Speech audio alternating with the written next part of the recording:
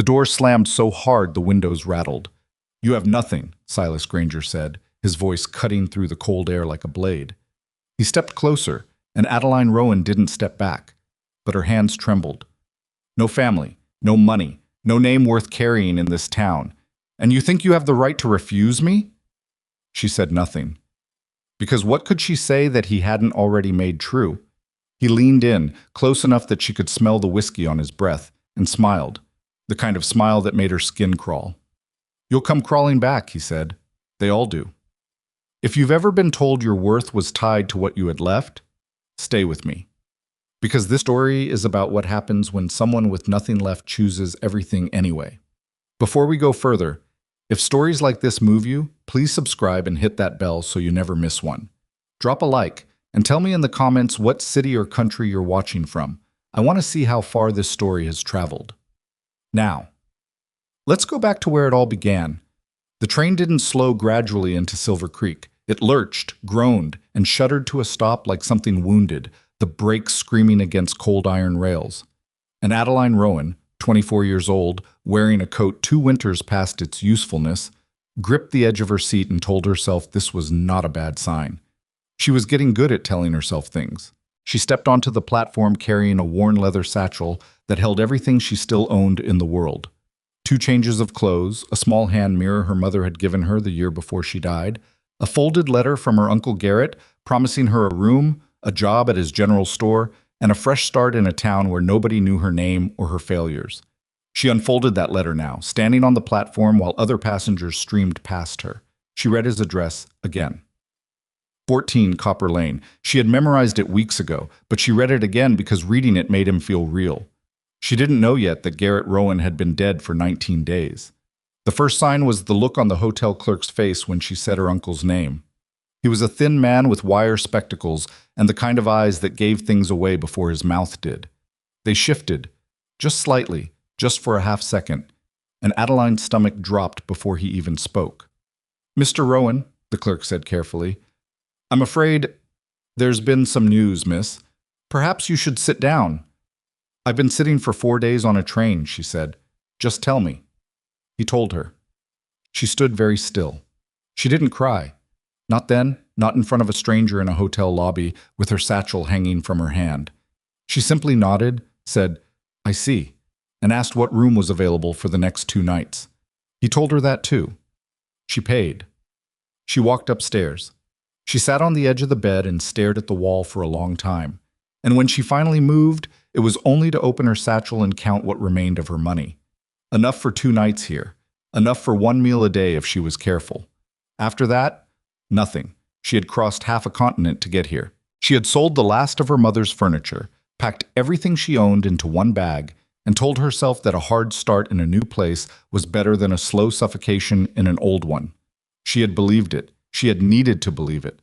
Now she sat in a room above a Colorado mining town where she knew no one, and she let herself feel, for exactly 10 minutes, she decided, exactly how frightened she was. Then she stood up, splashed water on her face from the basin, and went back downstairs to ask the clerk where a woman might find work. He gave her a list of 4 places. She tried all 4 before noon the next day. The laundry said they weren't hiring. The diner said the same.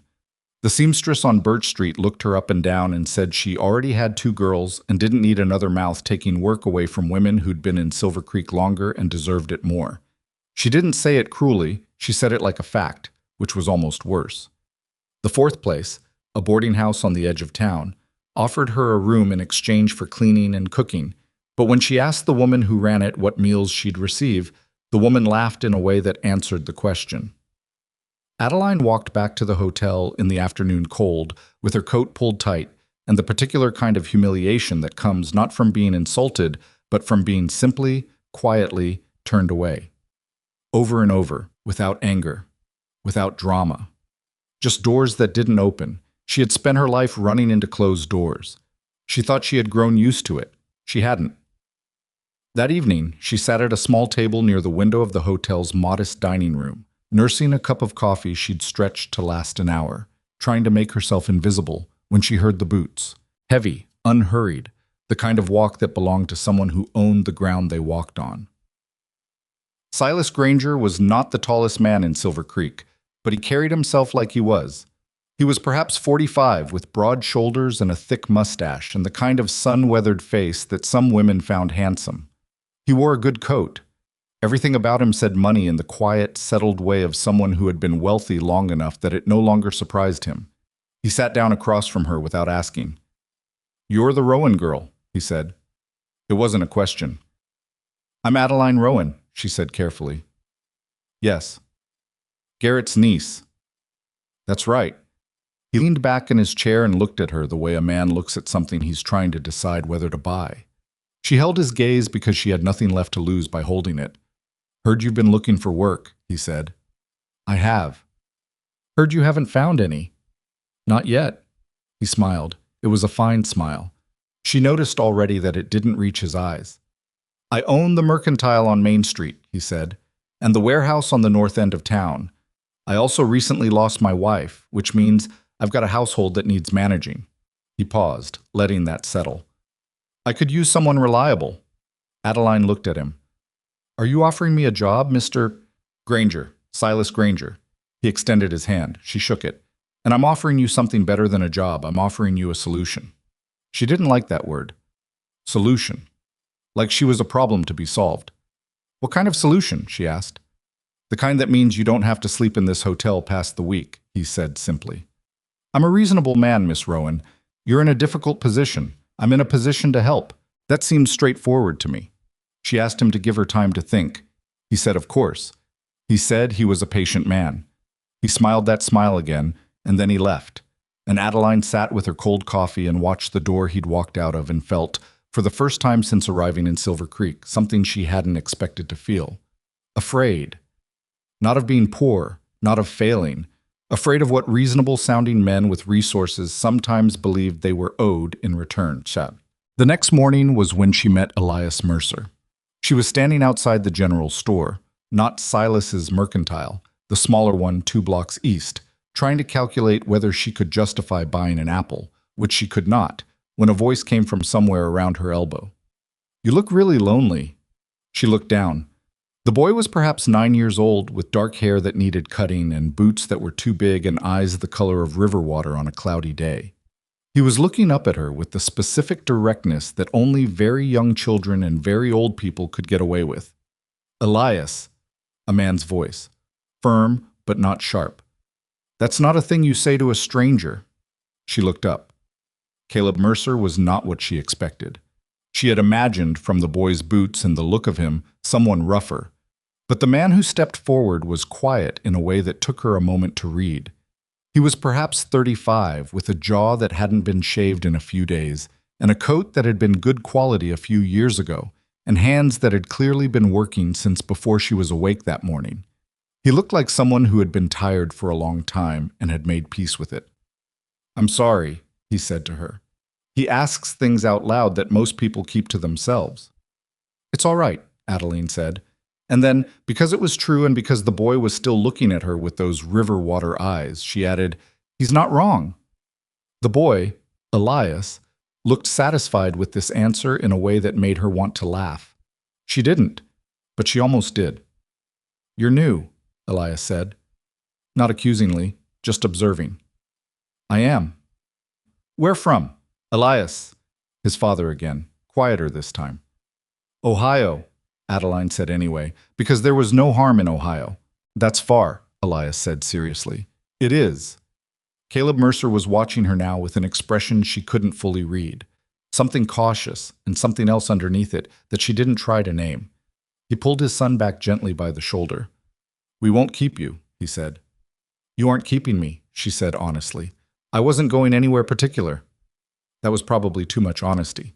She saw it register on his face, a small shift, something careful coming into his expression. And she looked away before it could become pity. They parted ways on the street without another word. She went back to the hotel and told herself it didn't matter.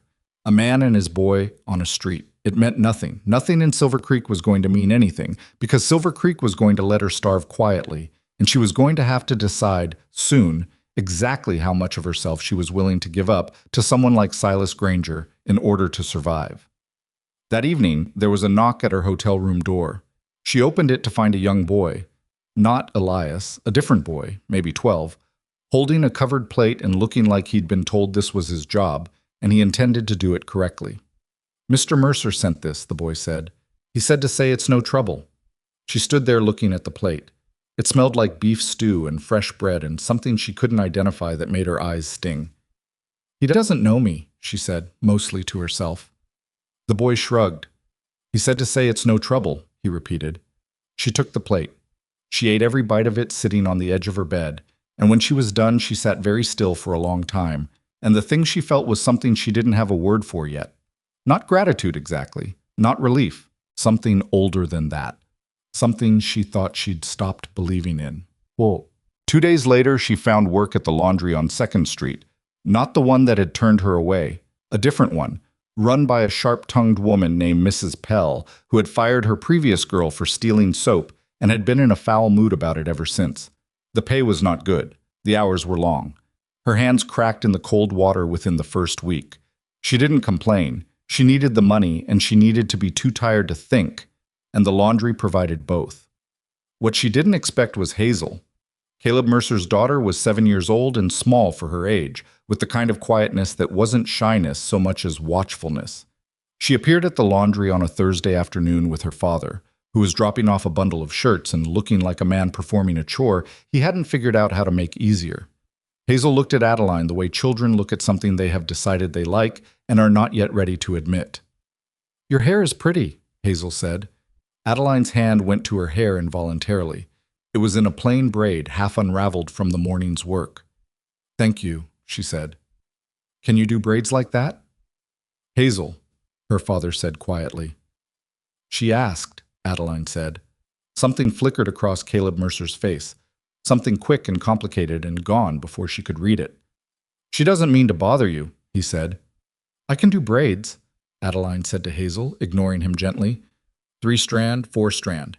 Even a herringbone if you sit still long enough. Hazel looked immediately, deeply interested. "Papa can't do braids," she said. "He tried once and it looked like a bird's nest."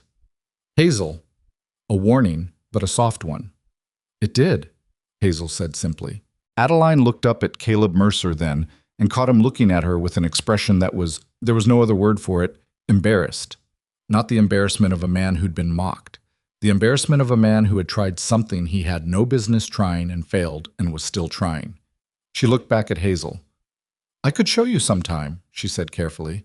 "If your father says it's all right." Hazel turned to her father immediately, eyes wide. "Maybe sometime," Caleb said, which was not no. He kept finding small ways to make things easier for her without being obvious about it. She figured it out slowly. The hotel bill was supposed to last 2 nights. She was somehow still there on the 5th day, and when she finally pressed the clerk on it, his eyes shifted in that same way they had on the first day. She pressed harder. He admitted, looking pained, that the additional nights had been settled. She marched down Main Street in the cold and found Caleb Mercer in the feed store. "You paid for my room," she said. He didn't deny it. He looked at a spot slightly past her left shoulder. "You were looking for work," he said. "You needed time." "I don't need charity," she said. Her voice came out harder than she meant it to. He finally looked at her. And the thing about his eyes, river water on a cloudy day, same as his son's, was that they were direct without being aggressive. "I know you don't," he said. "I didn't do it to make you feel like you did." "Then why?" He was quiet for a moment, just long enough that she started to feel like she'd said the wrong thing. "Because Elias is a good judge of people," he said finally, "and he doesn't ask strangers questions." She didn't know what to do with that. She said, "Don't do it again," and he said, "All right," and that was that. Except that a week later, someone left a box on the step outside the laundry with 2 pairs of warm work gloves in her size and no note, and her cracked hands healed faster than she expected, and she chose not to ask. It was a Wednesday evening in early November when Silas Granger came back. She was walking back from the laundry in the dark, tired and smelling like lye soap, when he appeared beside her with the unhurried confidence of a man who had decided the timing was right. "You've been here nearly a month," he said, falling into step with her. "I have." "The laundry." He said it the way someone says the laundry when they mean certainly not what you deserve. It's honest work, she said. Of course it is. He smiled. I have a better offer. A real one.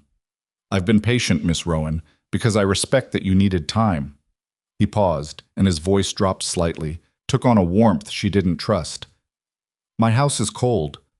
My children, I have two, grown and gone. But my house is cold and empty, and you are a woman alone in a difficult situation. I am not a man who makes offers twice. She stopped walking. He stopped too. What exactly are you offering, Mr. Granger? She asked. He told her. It was on the surface reasonable. His household, his name, security, immediate, guaranteed, uncomplicated.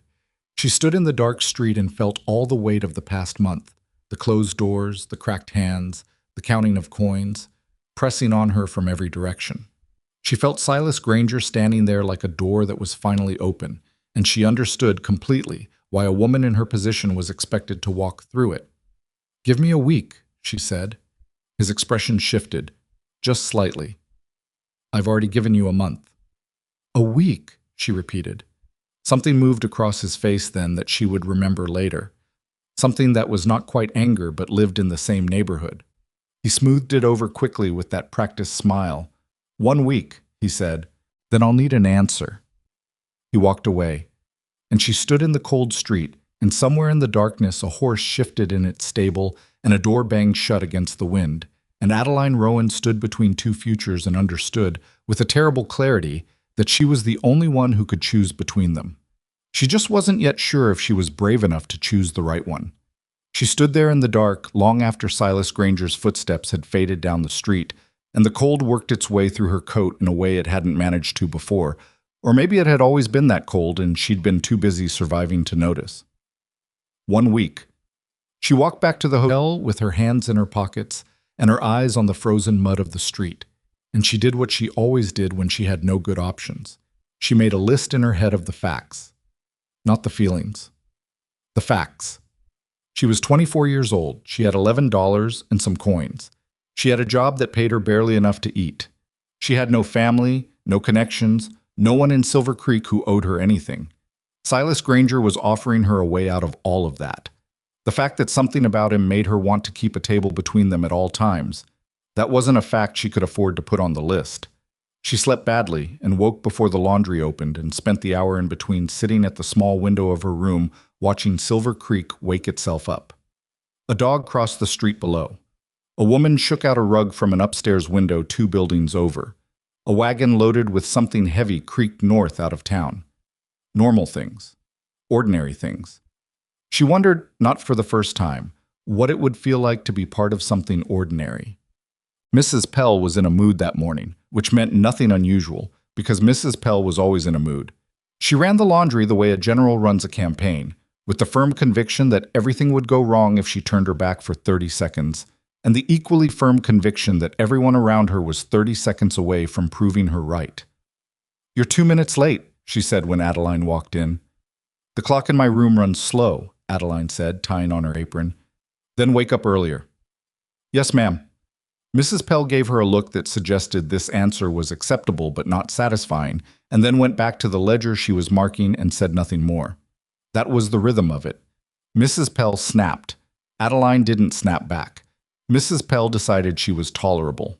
It wasn't warmth, but it was steady, and Adeline had learned to value steady things. She was halfway through the morning's first load, arms deep in hot water, back already aching, when the door opened and Hazel Mercer walked in holding a small cloth bundle and looking like she had rehearsed what she was going to say and had now forgotten all of it. Adeline straightened. "Hazel." "Papa has shirts," Hazel said. She held up the bundle as evidence. "He could have sent Elias." "Elias is at school." Hazel said this with the specific satisfaction of a younger sibling reporting the absence of an older one. She set the bundle on the counter and then didn't leave, which was when Adeline understood this was not really about shirts. She glanced at Mrs. Pell, who was still at her ledger and making a pointed effort to appear uninterested. "You want to watch?" Adeline asked Hazel. Hazel looked immediately relieved. "If you don't mind, pull that stool over and stay out of the steam." Hazel pulled the stool over and sat on it with her hands in her lap, and watched Adeline work with the same careful attention she seemed to give to everything. For a few minutes, neither of them spoke, and the only sounds were the slosh of water and the distant noise of the street outside. "Do you like it here?" Hazel asked finally. "In Silver Creek?" Adeline considered being diplomatic. "It's growing on me," she said. "Papa says it takes a year before a place feels like home." "Your papa's probably right." "He usually is," Hazel said. "But he's wrong about some things." She paused. "He burned the biscuits 3 times last week." Adeline kept her face straight. 3 times. "He said the stove runs hot. Elias said it's because he forgets to check them. They argued about it at supper." Hazel reported all this with the calm neutrality of someone who had been observing her family's small disasters for long enough to have achieved a philosophical distance from them. "Who was right?" Adeline asked. "Elias," Hazel said. "But I didn't say so." Adeline did smile at that. She couldn't help it. Hazel noticed and looked quietly pleased with herself. "Miss Rowan," Hazel said in a slightly different voice, the careful one. "Can I ask you something?" "You can ask." "Do you have a family, like back in Ohio?" The water was hot against Adeline's arms. She kept her hands moving. "My mother passed a few years ago," she said. "My father before that. I came out here to be near my uncle, but he passed too, before I arrived." Hazel was quiet for a moment. Not the uncomfortable quiet of someone who didn't know what to say. The thoughtful quiet of someone taking it seriously. "So you don't have anyone?" Hazel said. "That's right." Another pause, then simply, "That sounds very hard." "It is," Adeline. "Sometimes."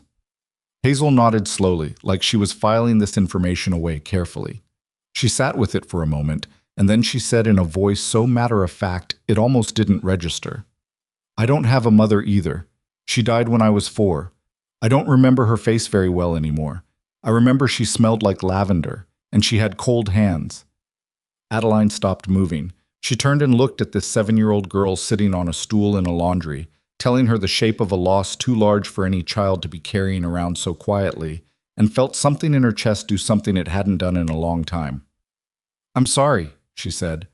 And she meant it in the way you mean something when words aren't enough, and you say them anyway because they're all you have. "Papa keeps her picture on the mantel," Hazel said, "in case we forget." Adeline turned back to the water. She blinked twice, fast. "That's a good thing to do," she said. Hazel seemed to agree.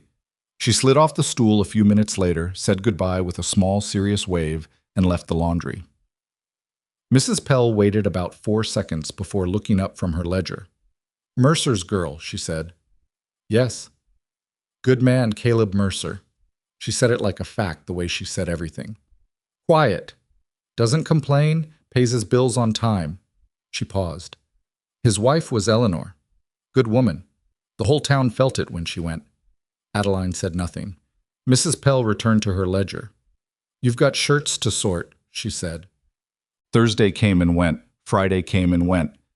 Adeline avoided the part of Main Street where Silas Granger's mercantile sat, which required a small detour she told herself was good for her health.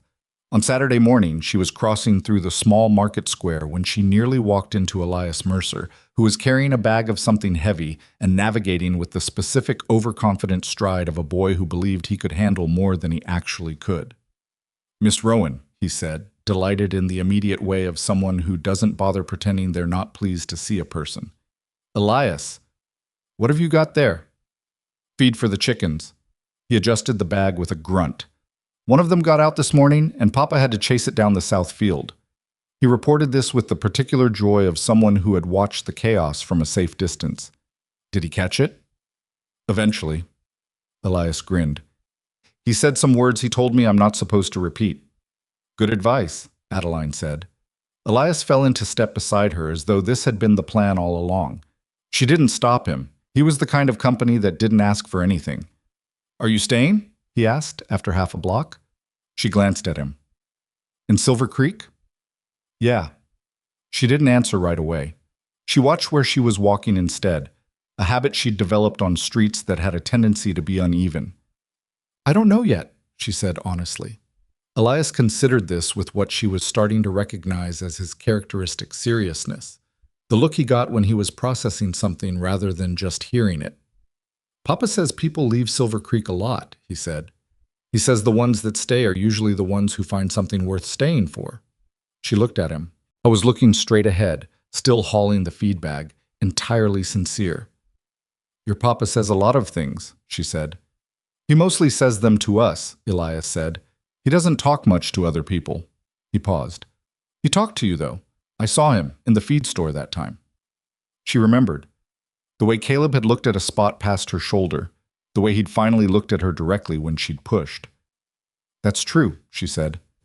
Elias nodded, satisfied, like a point had been proven. He turned off at the corner without ceremony, by Miss Rowan, and was gone. She stood at the corner for a moment, watching him go, and then kept walking.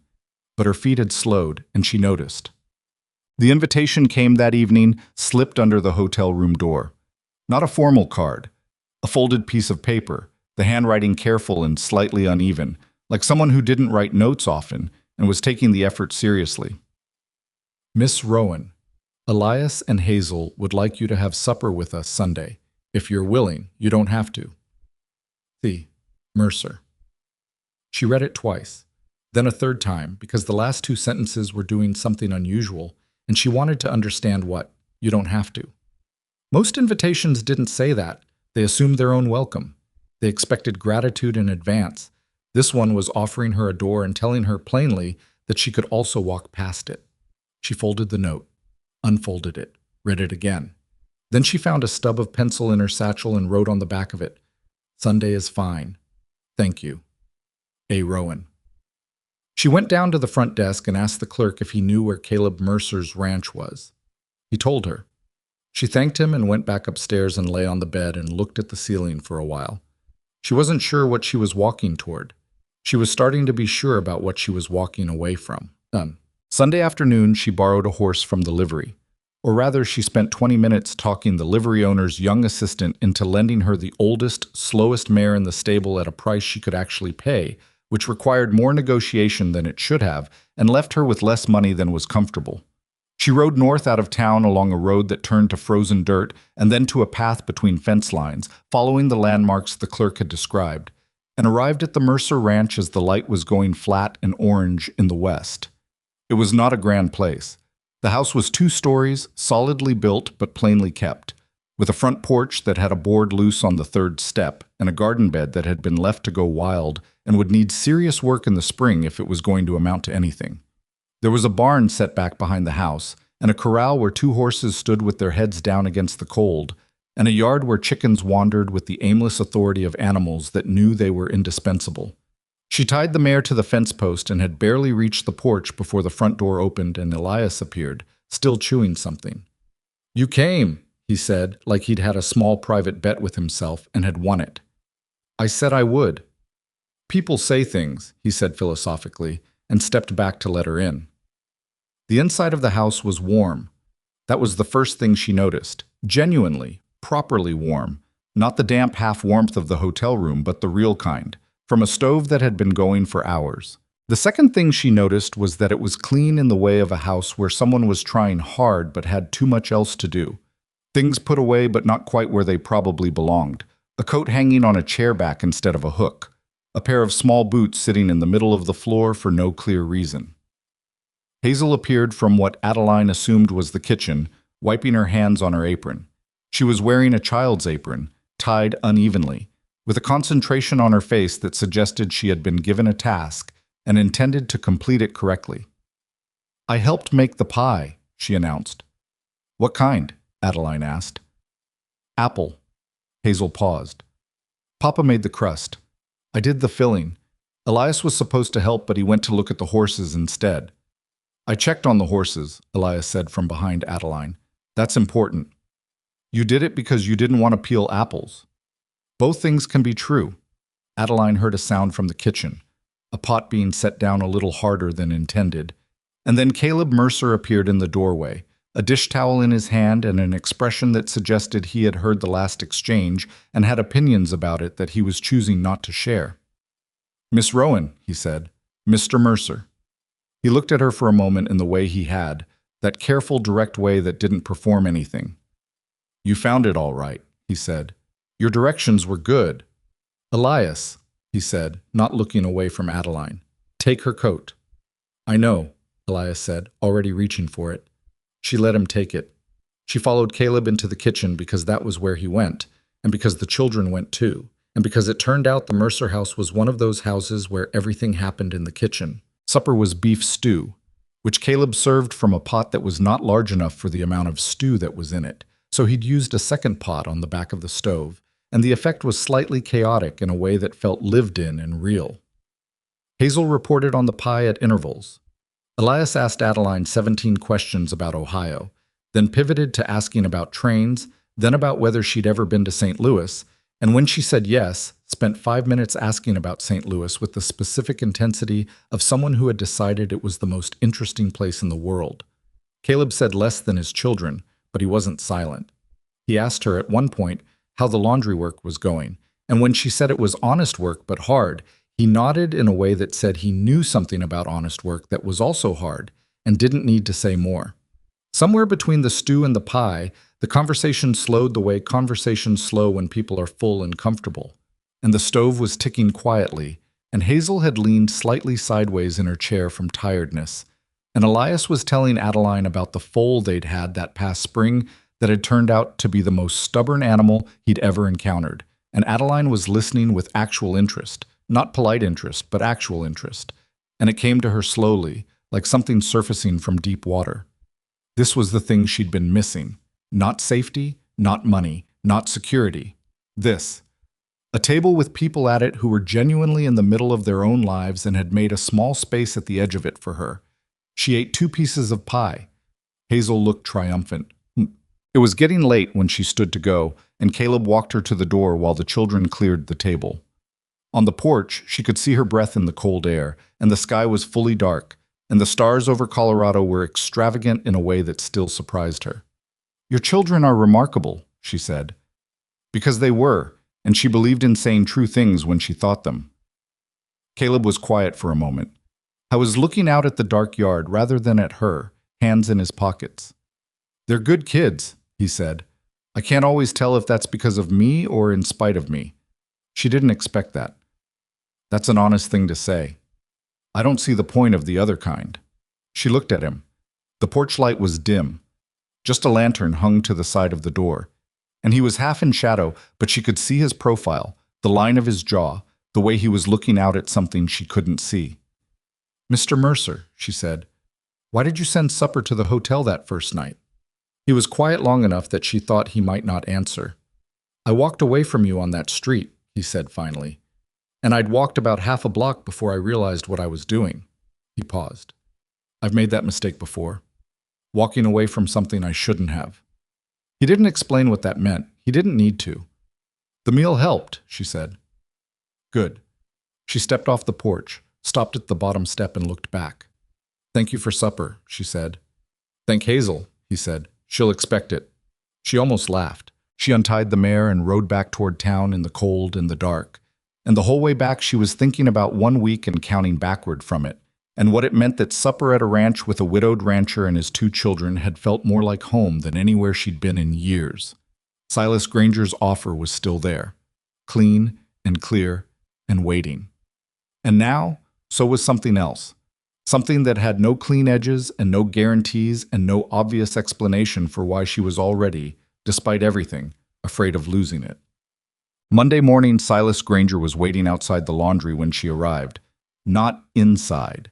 Outside, in the cold, standing beside the door, and she understood immediately that this was intentional, that he had come early enough to catch her before she could disappear into work, and that the message was, I can find you anywhere. You have 5 days left, he said, as a greeting. Good morning, Mr. Granger. Good morning. He said it the way people say phrases they're performing rather than feeling. I'd like an answer before the week's out. I have practical considerations. Of course. He studied her face. She kept it neutral. Something moved behind his eyes. That same thing she'd seen before, the thing underneath the polish. You had supper at the Mercer Ranch yesterday, he said. She went very still. Not on the outside. On the inside. Is that right? She said. It wasn't a question. This is a small town, he said, not apologetically, pointedly. People talk. I know that. Caleb Mercer is a decent man, Silas said. He said it like a concession, something given reluctantly. But decent doesn't keep a roof over your head. Decent doesn't mean stability. He's got 2 children, a ranch that barely turns a profit in a good year, and more debt than people know. He paused to let that land. I'm telling you this because I think you deserve to make an informed decision. She looked at him. Is that what you think you're doing? I'm being honest with you. You're being something, she said. His expression didn't change exactly, but his eyes did. Just slightly.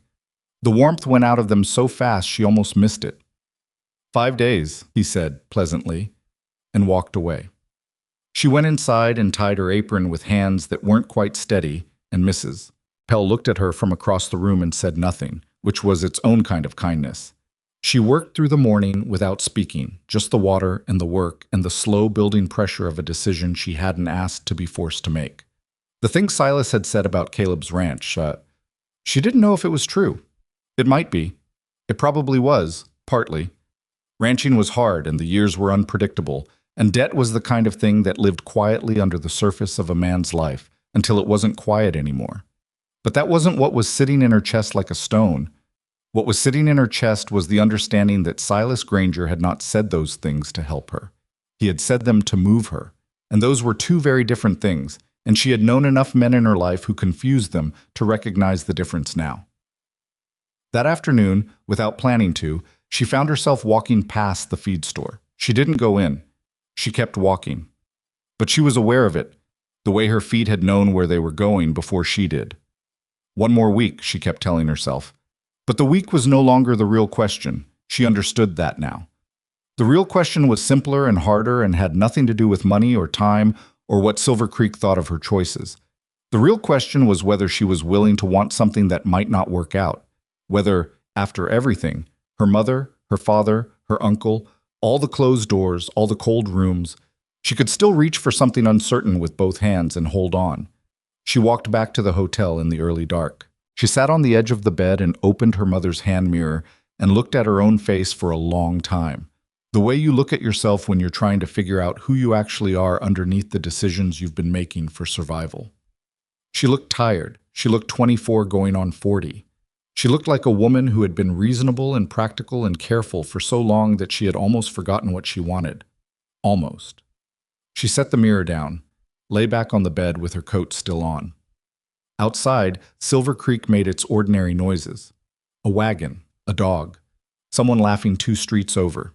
She closed her eyes, and in the dark behind them she saw a kitchen table, a pot too big for the stove, a 7-year-old girl in a crooked apron announcing she'd made the pie, and a man standing on a dark porch, hands in his pockets, telling her that he'd made the mistake of walking away before, and hadn't planned on making it again. She didn't sleep for a long time. But when she finally did, it was the deepest sleep she'd had since arriving in Colorado. She woke Tuesday morning with the particular clarity that sometimes comes after a decision you haven't fully admitted to yourself yet has already been made somewhere below conscious thought. She didn't examine it. She got up, washed her face, and went to work. The laundry was busy that week. A shipment of miners had come through from the northern camps, and half of them had brought their clothes with them in a state that suggested laundry had not been a priority for some months. Mrs. Pell worked alongside Adeline without commentary, which was the closest Mrs. Pell came to expressing solidarity, and by noon Adeline's back ached and her arms were red to the elbows, and she was grateful for it, for the specific mercy of work that used the body so completely that the mind had to quiet itself just to keep up. It was Elias who brought her lunch she hadn't asked for. He appeared at the laundry door around midday with a cloth-wrapped bundle and the expression of someone on an official errand. "Papa said you probably don't stop to eat," he said. She straightened up from the basin. He said that. He said people who work hard sometimes forget. Elias held out the bundle. "It's bread and ham, and an apple. I picked the apple." She took it. "Thank your father for me." "He said you'd say that." Elias leaned against the door frame with the comfort of someone who didn't feel the need to leave immediately. "He also said not to bother you, but I'm not bothering you. I'm delivering lunch, which is different." "That's a distinction," she agreed. Mrs. Pell, from across the room, said nothing, but Adeline heard the very deliberate quality of her silence. Elias stayed for 4 minutes, told her about a horse that had gotten its leg caught in a fence that morning and required 2 people in 20 minutes to free, described his father's expression during this event with considerable relish, and then departed. The door swung shut behind him, and the laundry was quiet again except for the water and the steam and Mrs. Pell moving something heavy across the floor. "That boy," Mrs. Pell said, not looking up, "talks like his mother did." Adeline looked at her. "Eleanor Mercer," Mrs. Pell said. "She could fill a room just by being in it, talked to everyone, remembered everything you told her." She paused, setting down whatever she'd been moving. When she passed, that boy stopped talking for near 2 months. Caleb didn't know what to do with him. Adeline was quiet.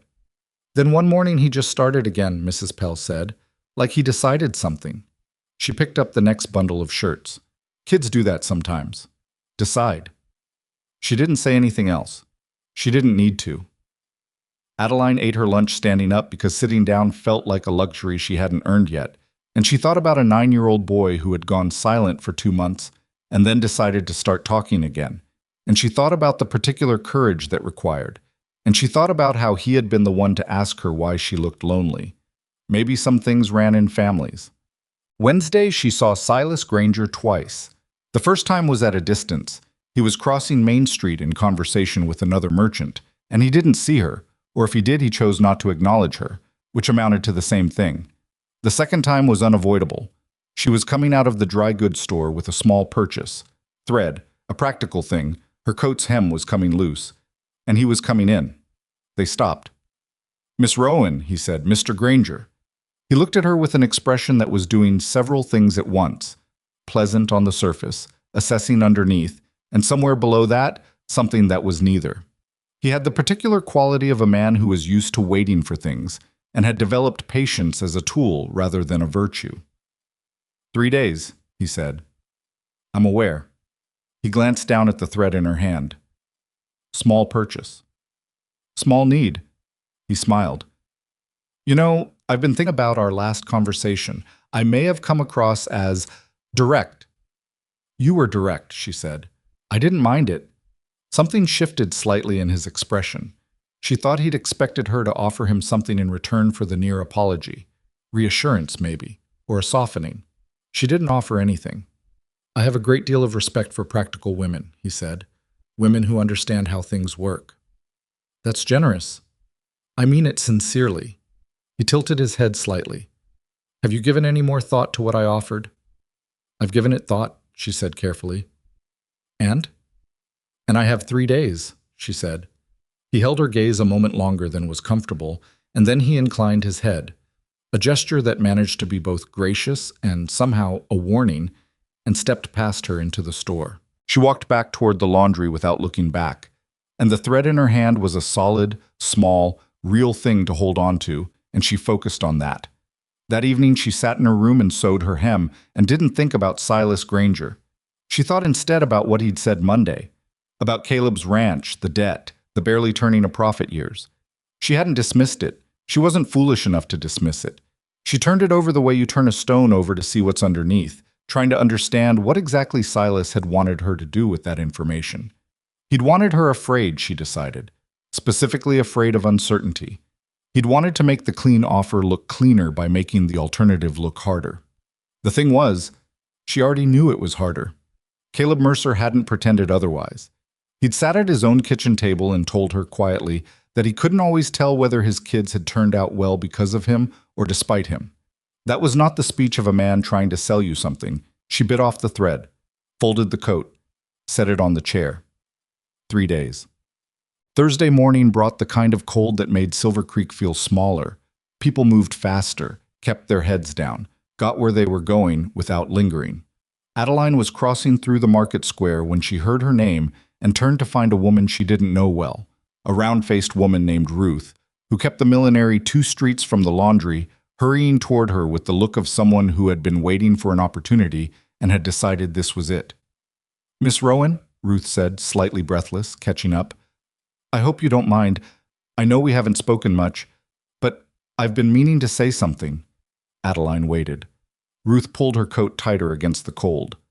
"About Silas Granger," she said, and her voice dropped just enough. "I know he's been calling on you, and I know it's not my business. But I've lived in this town 11 years and there are things. She stopped, started again. His first wife. First wife, Margaret, she was my friend. I'm sorry, Adeline said. I didn't know her.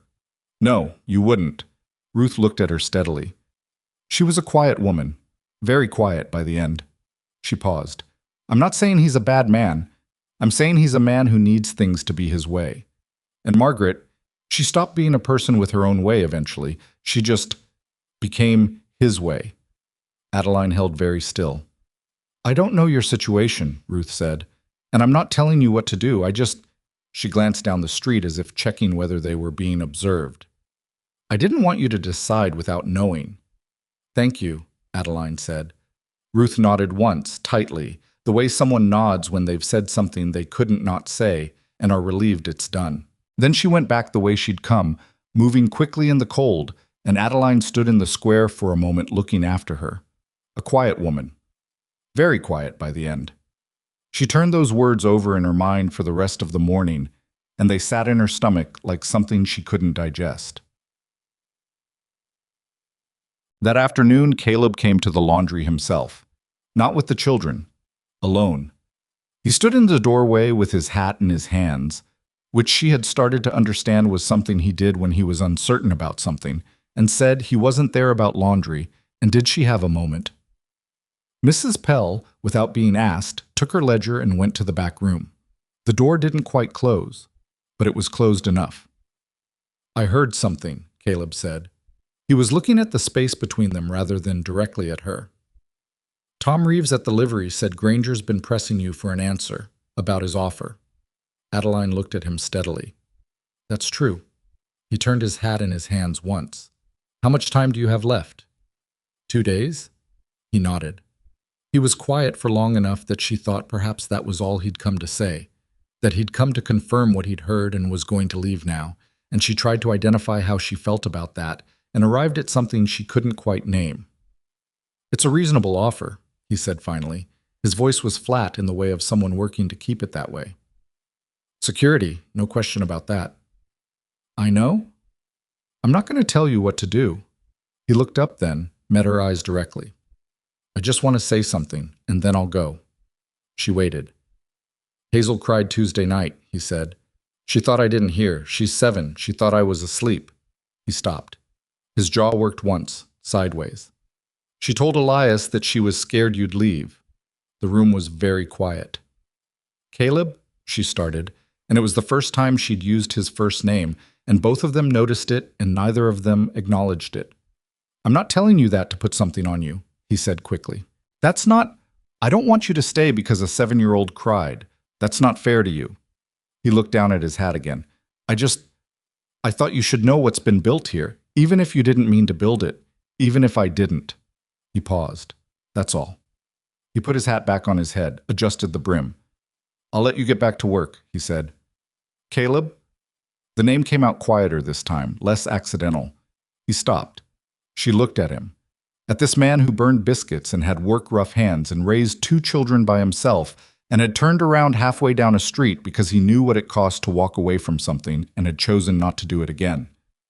I'm not afraid of hard, she said. I want you to know that. Whatever I decide. It won't be because of Silas Granger's money or your ranch's balance sheet or any of the things this town thinks are the point.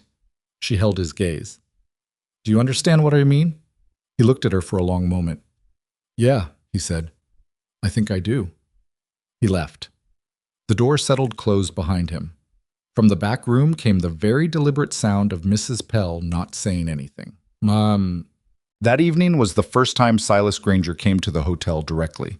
She heard the knock and opened the door, and he was there in his good coat, carrying his hat and his composed expression, and something about him being in the doorway of her room, the room she'd been paying for, the room that was the only private space she had, made something in her go very still and very alert. I thought we might talk, he said, rather than keep exchanging pleasantries on the street. This isn't a good time, she said. He smiled with his mouth. It won't take long. Mr. Granger, she said, and she kept her voice level the way you keep a lamp level so the flame doesn't shift. I'll have your answer by Friday, as agreed. I know what we agreed. He looked past her, briefly, into the room, Just a glance, just a flicker, and then back at her. I also know that Caleb Mercer visited you at work this afternoon. She didn't let anything show on her face. It's a small town. It is. He tilted his head. Adeline, may I call you that? You may call me Miss Rowan. Something moved through his eyes, fast and gone. Miss Rowan, he said, with the patience of a man revising his approach mid-sentence, I want you to think very carefully about what Caleb Mercer can offer you, not what he means well to offer, what he can. The ranch was mortgaged 3 years after Eleanor died. He's had 2 bad seasons. The bank in Denver holds a note on his property that he's been managing, barely managing, for going on 4 years. He delivered all of this cleanly, quietly, the way you deliver facts in a board meeting rather than a hallway. I'm not saying this to wound the man. I'm saying it because you deserve accuracy. Thank you for your concern, she said. I mean it sincerely. I believe you mean something, she said. Good night, Mr. Granger. She closed the door, not slammed. She didn't give him that. Just closed it firmly, squarely, until she heard the latch catch. Then she stood in the middle of her room with her heart going slightly too fast and her hands completely steady, and she thought about Ruth's words, very quiet by the end. And she thought about the way he'd glanced past her into the room, and she thought about what it would mean to belong to a man like that.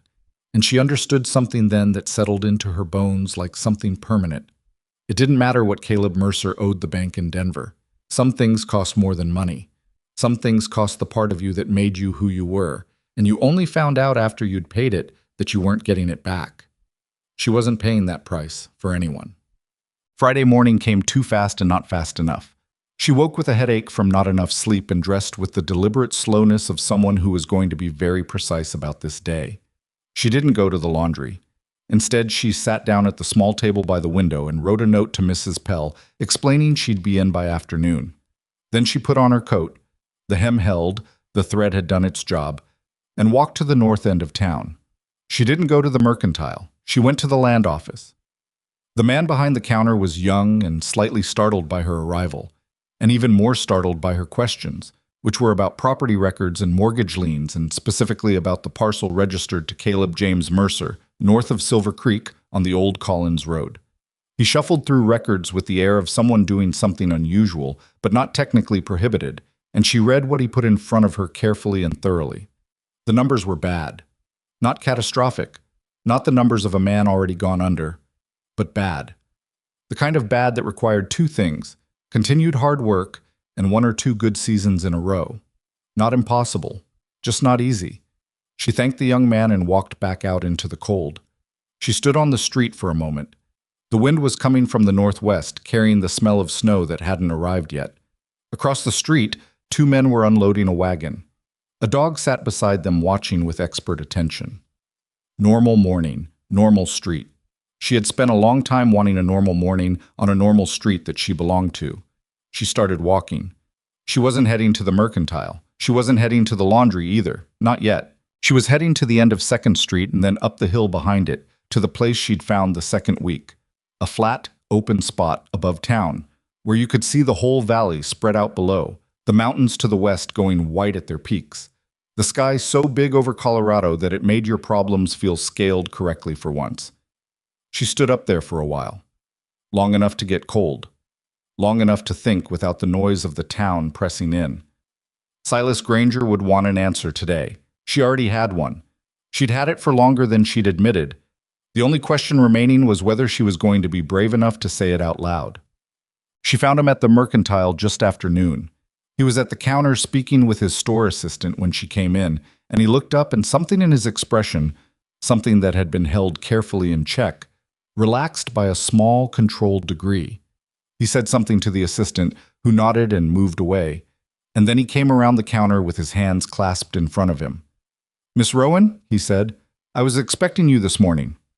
"I needed the morning," she said. "Of course." He gestured toward the small office at the back. "Would you like to come through? It's more private." "I'll say what I have to say here," she said. He stopped. The store was mostly empty. The assistant at the far end, out of earshot, and the 2 of them in the middle distance between the door and the counter. Something in his expression changed then, not dramatically, but she saw it. The first real read she'd gotten on him underneath the surface. And it wasn't anger exactly. It was the look of a man who had calculated something and was realizing the calculation was wrong and didn't yet know how to recalibrate. "I appreciate your offer," she said. She kept her voice even, polite. She meant it. What came next didn't require cruelty, and she wasn't interested in cruelty. "I think you're capable of giving a woman a comfortable life. I think you believe you're being generous. I'm not saying this to argue with that." He was very still. "But I'm not going to accept," she said. A long pause. Then, "May I ask why?" "Because I'd spend the rest of my life being very quiet," she said. He looked at her. Whatever was moving behind his eyes, he kept it back.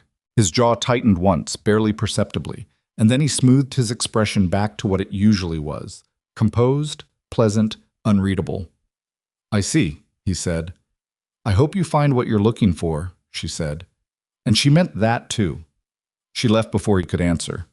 Out through the door and onto the street, into the cold, bright air of a Silver Creek Friday, and her legs were steady and her hands were steady, and something in her chest had uncoiled for the first time in a month. Done. She walked 3 blocks north.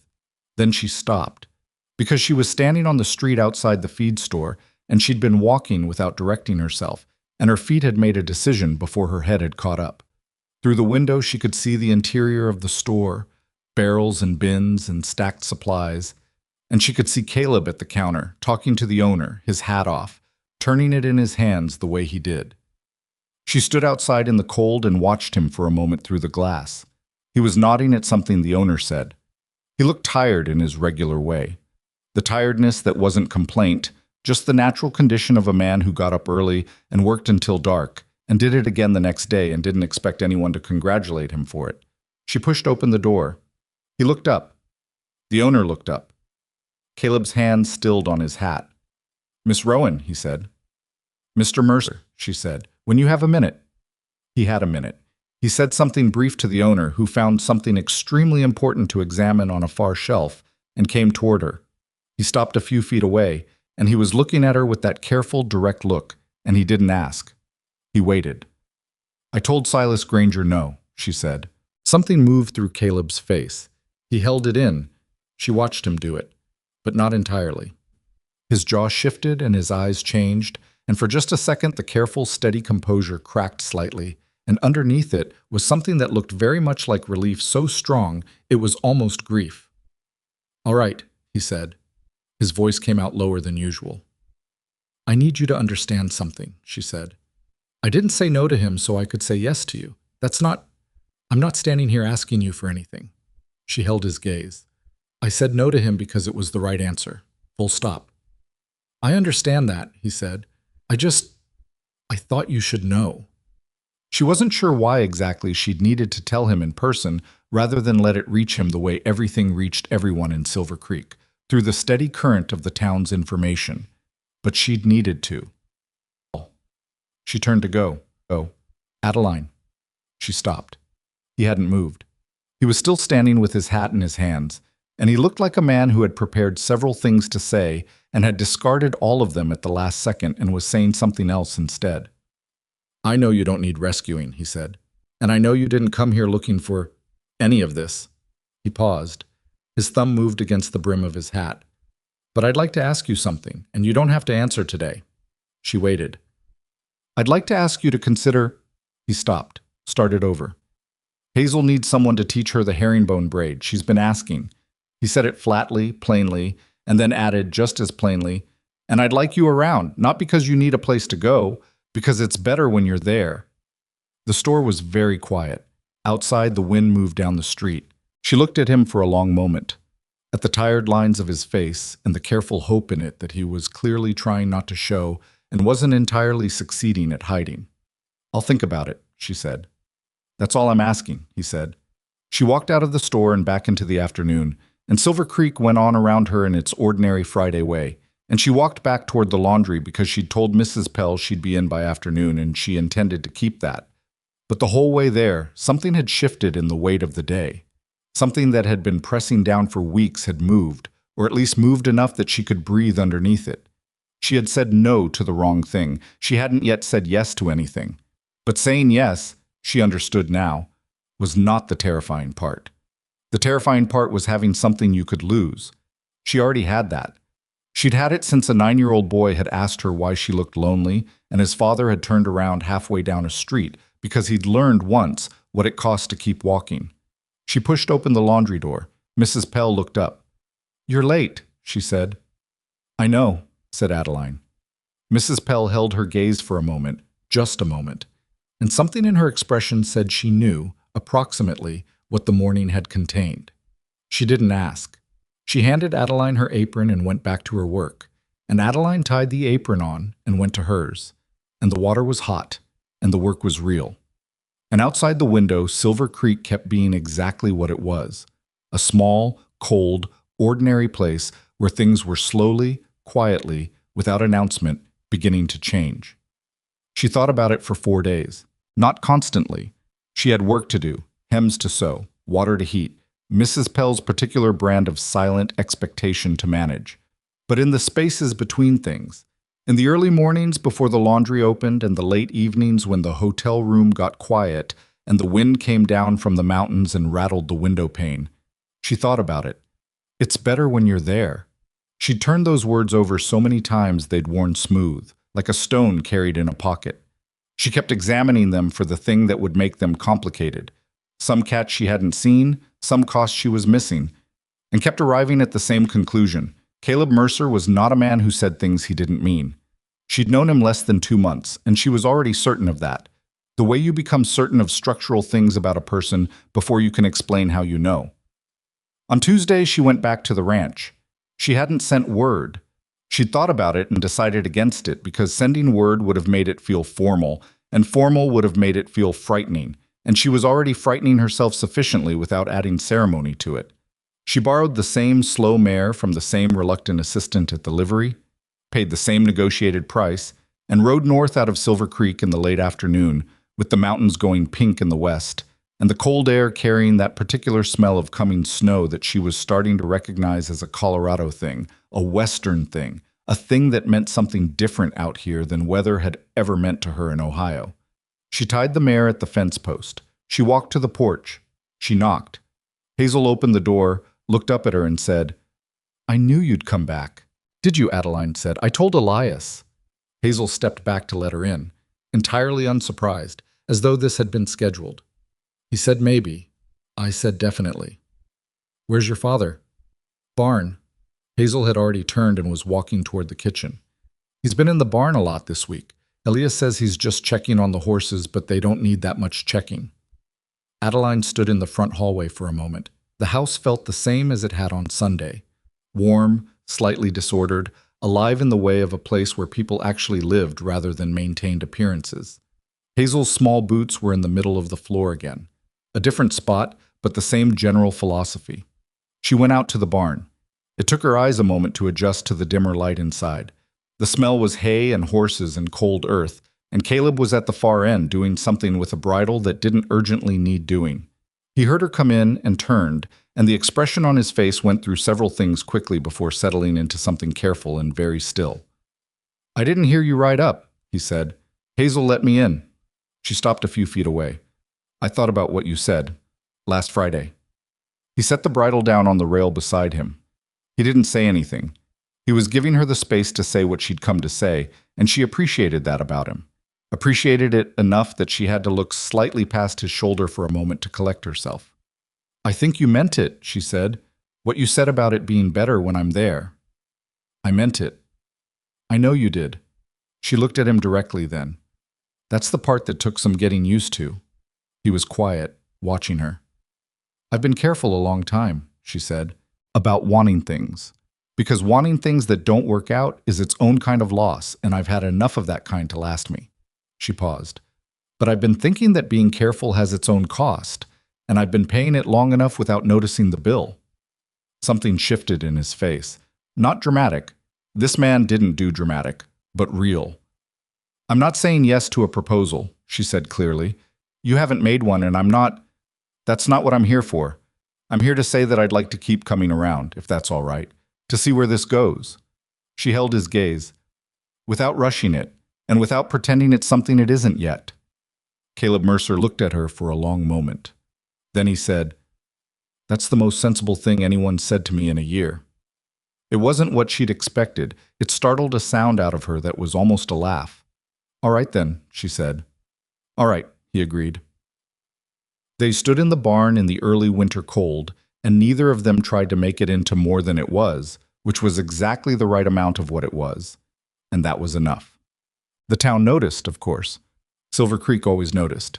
It started as the kind of low-frequency observation that small towns conducted constantly and without acknowledgement. A look held a second too long at the laundry counter, a comment almost made and then swallowed in the dry goods store. Then Mrs. Pell said, one morning, without preamble and without looking up, "People are talking." And Adeline said, "I imagine so." And that was the full extent of the conversation. Ruth from the millinery caught her on the street on Thursday and squeezed her arm once, briefly and firmly, with the particular satisfaction of a woman who had done a difficult thing and was watching it yield results. She didn't say anything specific. She didn't need to. The one that cost something was the conversation with Tom Reeves at the livery, which she overheard on a Saturday when she was returning the mare and didn't realize immediately that Tom was talking to someone on the other side of the stable wall. "Mercer's making a fool of himself," Tom was saying. His voice was not unkind, which almost made it worse. Woman showed up 2 months ago with nothing to her name, no family, no money, no connections. Granger offered her a decent life, and she turned it down for a rancher who can barely make his payments. The other man said something she couldn't make out. "I'm not saying she's bad people," Tom said. "I'm saying it's a strange choice. And I'm saying Caleb's kids are going to get attached, and then what happens when she decides Silver Creek isn't where she wants to be after all?" She stood on her side of the stable wall and breathed through her nose slowly until the heat in her face cooled to something manageable. Then she led the mare the rest of the way in, handed over the reins, paid what she owed, and left without incident. She walked back toward the hotel with Tom Reeves's words following her down the street. No family, no money, no connections. The inventory of what she didn't have. The accounting of her as a risk rather than a person. She was halfway back before she realized what was bothering her most, and it wasn't the words about herself. It was the question about the children. What happens when she decides Silver Creek isn't where she wants to be after all? She stopped walking, because she didn't have an answer to that. Not one that would satisfy a skeptic. She could say she wasn't going anywhere, but she'd been in Silver Creek 10 weeks, and what did 10 weeks mean in the context of a question like that? She could say she cared about Hazel and Elias, and she did. She cared about them in a way that had snuck up on her like weather, and that caring was real and specific and nothing like what she'd expected to feel when she'd stepped off that train. But caring wasn't the same as certainty, and she didn't have the kind of certainty that would put Tom Reeves's concern to rest. She wasn't sure anyone ever did. She wasn't sure that kind of certainty existed, or whether believing it did was just something people told themselves to make big decisions feel safer than they were. She kept walking. The first real test came 10 days later, and it arrived wearing the face of a man named Douglas Hale. Douglas Hale was Silas Granger's brother-in-law, the late Margaret's brother, which meant he had a particular and specific investment in Silas's interests that went beyond ordinary loyalty. He was in Silver Creek for 2 weeks on business connected to the mercantile, and he had, apparently, heard the full story of Adeline's refusal, and had decided, apparently, that the story reflected poorly on Silas in a way he wasn't prepared to leave alone. She encountered him at the laundry on a Wednesday morning, which was not where you expected to encounter a man conducting a business visit. He came in with a small bundle of shirts he couldn't possibly have needed laundered on any urgent timeline, and he was not particularly tall or particularly large, but he occupied space the way certain men did, with the assumption that it was theirs to occupy. "You're Miss Rowan," he said. "I am." "I've heard about you." He set the shirts on the counter. "Silas mentioned you." "I'm sure he did," she said. Douglas Hale smiled. It didn't reach anything. "He's a good man, my brother-in-law. Good to my sister when she was alive. Better to her than most men would have been." He paused, letting that settle. "I understand you turned down his offer." "That's right." "May I ask why you felt qualified to do that?" he said, "given your circumstances." She looked at him. "I felt qualified," she said, "because it was my decision to make." He smiled again. Of course it was." He picked up the shirts as though he'd changed his mind about leaving them, which she suspected had been the plan all along. I'll just say this, Miss Rowan. Silver Creek is a small place. People here have long memories. And a woman in your position, he gestured vaguely at what he meant by your position, might want to think carefully about who her friends are. Mrs. Pell appeared from the back of the room.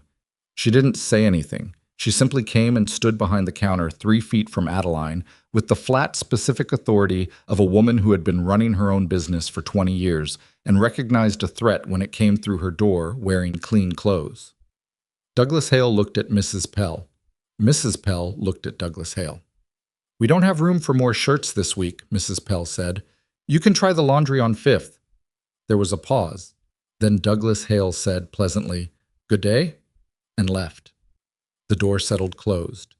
Mrs. Pell went back to the ledger. "Thank you," Adeline said. "He's been in town 4 days," Mrs. Pell said. "Yesterday he was in the post office telling Vera Hutchins that Caleb Mercer mortgaged the ranch."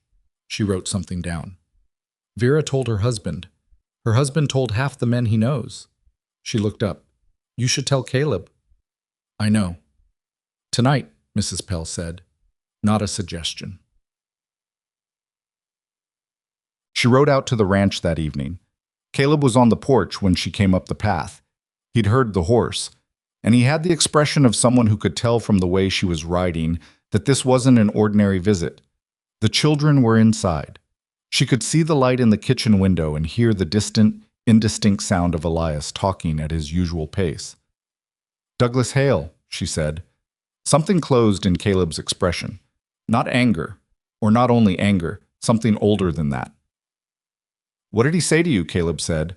"He came to the laundry. He was careful about it. Nothing you could point to directly." She paused. "He's been talking around town about your mortgage." Caleb was quiet. He leaned against the porch post and looked out at the dark yard, and she waited. "The Denver note," he said finally. "Yeah." He turned his hat in his hands. "I figured Silas knew. They talk." "Is it bad?" He was quiet long enough that she knew the answer before he gave it. "It's not good," he said. "2 bad years back to back. Cattle prices dropped both times. I've been managing it, but—" He stopped. "Managing it means working twice as hard for half the margin. It means there's no room for another bad year." "All right," she said. He looked at her. "All right?" "I went to the land office," she said, 3 weeks ago, when I was still deciding." She met his gaze straight. "I already knew." He stared at her. "You went to the land office." "I wanted to know what I was looking at. I don't make decisions without information." Something moved through his expression, complicated, layered. She couldn't read all of it. She read enough. Surprise. And underneath the surprise, something that might have been the specific relief of a man who'd been braced for a different reaction. "You knew," he said. "And you still I told you," she said. "I'm not afraid of hard." He looked at her for a long moment. The cold settled around them both. A horse shifted in the barn.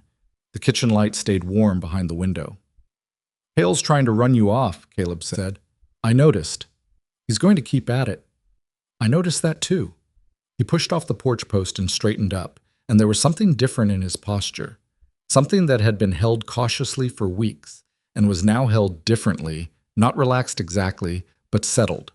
Like a man who has confirmed the ground under his feet is solid and can stop testing it. "I should warn you," he said. "It's going to get worse before it gets easier. Silas doesn't take things well that don't go his way. He didn't used to be as bad about it, but—" He paused. "Something in him changed when Margaret got sick, and not the kind of change that goes the right direction." "I know," she said. "Ruth told me." He didn't look surprised that Ruth had told her. "Ruth would," he said. He was quiet a moment. "Did she tell you she was the one who sat with Margaret the last 3 months, when Silas was too busy with the business to manage it?" She hadn't known that. "Ruth never said a word against him publicly," Caleb said. "She just kept showing up for Margaret. That's the kind of thing you watch for in people." He looked at her. "The kind of thing worth knowing about a town before you decide if it's yours." She understood what he was doing, giving her the texture of the place, showing her the people in it who were worth something, so that the people who weren't couldn't define it for her. "I'd like to stay for supper," she said. "If that's all right." Something happened to his face that he covered quickly, but not quickly enough. The kids will be glad, he said. And you? She asked. He opened the front door and stepped back to let her in, and the warm light from inside came out around him, and he said very quietly, "Yeah, me too." What happened over the next 3 weeks happened gradually, and then suddenly, the way things do. She came to the ranch on Sundays for supper, and then on Wednesday evenings as well. And then one Saturday, when a fence line had come down in the night, and Caleb and Elias needed an extra pair of hands and she happened to be there, she helped with the fence and got cold and muddy and drove 2 posts badly on the first attempt before figuring out the angle, and nobody remarked on this as anything unusual. Hazel got her herringbone braid on a Sunday afternoon in November, sitting on a stool in the kitchen while Adeline worked and explained, and Hazel sat very still with the concentration of someone doing something important. When it was done, Hazel went to the mirror in the front hallway and stood there for a full minute without speaking. Then she came back and said, "Again tomorrow?" "That's not how you learn," Adeline said. "Tomorrow you try it yourself." Hazel's expression made clear she had not anticipated this development. "I'll show you slowly," Adeline said. 3 times. Then you practice." "What if I do it wrong?" "Then you do it wrong and try again." Adeline looked at her. "That's how everything works." Hazel considered this with great seriousness. "Papa says that about horses," she said. "Your papa's right," Adeline said. From the front room, where Caleb had clearly been listening, came a very deliberate silence. Douglas Hale left Silver Creek on a Thursday without incident, which was not nothing. She'd expected something more. A confrontation, another visit, some final move. Instead, he simply wasn't there anymore, and the space he'd occupied in her attention contracted and then closed over like ice forming on a pond. What he left behind was the conversation. Not with her directly. People in Silver Creek were generally too polite for that, or at least too indirect. But the town's ongoing ambient opinion, which was a thing you couldn't see but could feel, like weather pressure. She felt it at the dry goods store when the woman behind the counter paused half a beat before greeting her.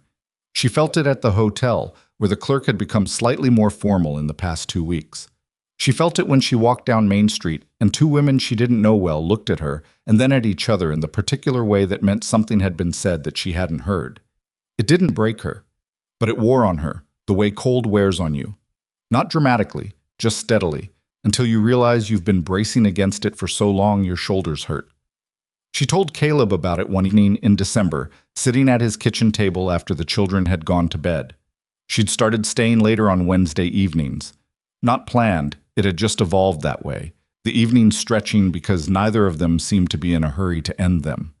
"I feel it," she said. "The town. I know what they're saying isn't malicious exactly. It's just the way people are when they're watching something they don't understand yet." "Does it make you want to go?" he asked.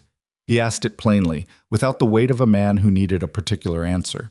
She appreciated that. "No," she said. "It makes me want to prove them wrong, which is a different thing and probably not healthy." He almost smiled. "Probably not." "But no," she said. "It doesn't make me want to go." He was quiet. He was looking at the table rather than at her, his hands around a mug that had gone cold 10 minutes ago. She'd noticed he did that, held things after they'd gone cold, as though warmth was something to be extended as long as possible. "My mother," he said, "didn't think Eleanor was right for me." He said it without preamble, just put it down on the table between them like something he'd decided to show her. She thought Eleanor was too young and too... She used the word lively, which she meant as a criticism. He paused. "Half of Calvert County thought I was making a mistake." "What happened?" "I married her." He looked up then. "And for 11 years that woman was the best thing in my life. And then she was gone, and I had 2 kids, and a ranch, and a future that felt like a field I had to cross, but couldn't see the other side of." He said it quietly, without drama, in the tone of a man who had thought about this so many times the edges had gone smooth. "My point is, people thought I was making a mistake then. Some of those same people are making that face at you now." She looked at him. "Their track record isn't great," he said. She held his gaze for a moment, and then looked down at the table, and something in her chest did something she didn't have a word for yet but planned to think about later when she was alone. "Caleb," she said. "Yeah. I think I'm past the point of keeping this at arm's length." The kitchen was very quiet. "I know," he said.